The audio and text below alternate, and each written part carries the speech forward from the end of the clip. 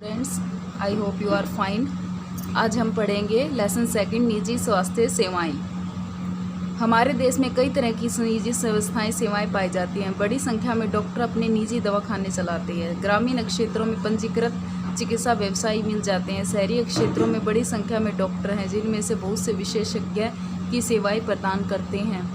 निजी रूप से चलाए जाने जा रहे अस्पताल व नर्सिंग होम भी है। काफ़ी संख्या में प्रयोगशालाएं जो परीक्षण करती है वह विशिष्ट सुविधाएं उपलब्ध कराती है, जैसे एक्सरे, अल्ट्रासाउंड आदि। ऐसी दुकानें भी हैं जहां से हमें दवाइयां खरीद सकते हैं। अब यहां पर आपको सभी को पता है कि हमारे देश में कई तरह की निजी संस्थाएं पाई जाती हैं। निजी दवाखाने भी हैं जहाँ पर RMP भी हैं और बहुत से विशेषज्ञ भी हैं। बहुत सी प्रयोगशालाएँ भी हैं जहाँ पर जाँच की जाती हैं।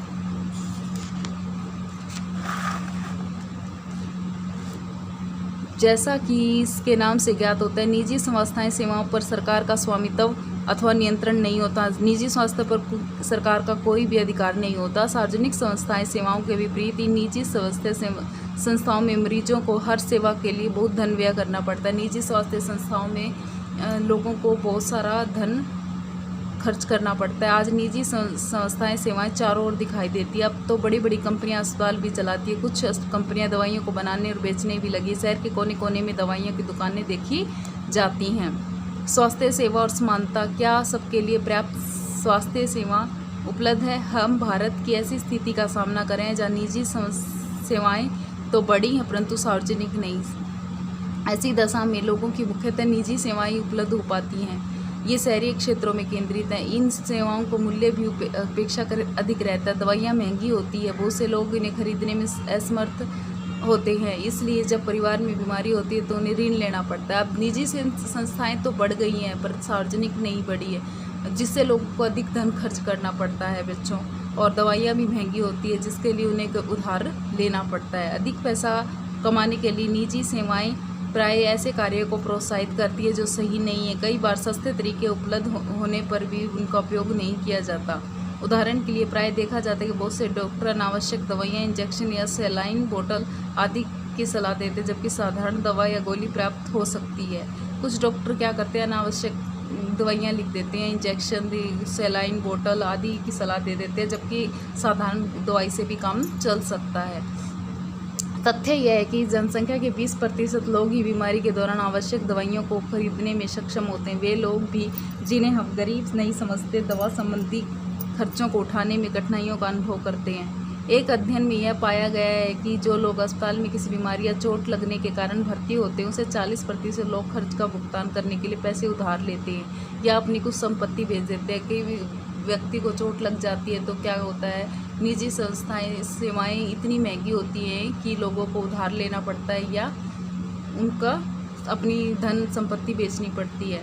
गरीब लोगों के लिए परिवार में हर बीमारी चिंता और मुसीबत का कारण बन जाती है। इनमें से बड़ी बात यह है कि ऐसी स्थिति बार बार आती है। गरीब लोग पहले ही पोषण की कमी का शिकार होते हैं। ये परिवार उतना भोजन नहीं खाते जितना इन्हें खाना चाहिए।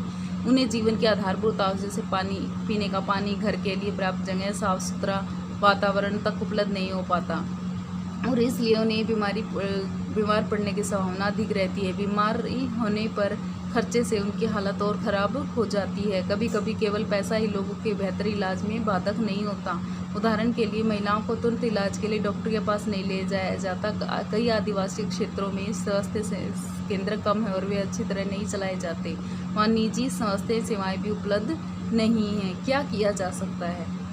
इसमें कोई संदेह नहीं कि हमारे देश में लोगों की स्वास्थ्य की दशा अच्छी नहीं है। यह सरकार का उत्तरदायित्व है कि हम अपने सब नागरिकों को, विशेषकर गरीबों और सुविधाहीनों को गुणात्मक स्वास्थ्य सेवाएं प्रदान करें। फिर भी लोगों का स्वास्थ्य जितना जीवन के आधारभूत सुविधाओं पर और उनकी सामाजिक स्थिति पर निर्भर है, उतना ही स्वास्थ्य सेवाओं के ऊपर भी। इसलिए लोगों को स्वास्थ्य की दशा सुधारने के लिए दोनों पक्ष अगले पृष्ठ पर दिए गए उदाहरण देखिए।